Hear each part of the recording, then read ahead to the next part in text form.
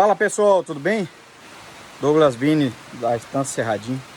Pessoal, plantamos as mandiocas aqui, ó. Já tem alguns dias e não choveu até lá. Choveu uma ou duas vezes, chuvinha bem modesta mesmo. E aí a gente tem que vir aqui de vez em quando para molhar as plantas. Mas olha só, chovendo agora, olha que bênção do Senhor.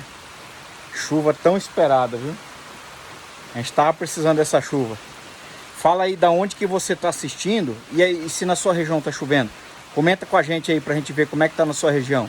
Ó, siga a Estância Cerradinho, dê o seu like. Grande abraço.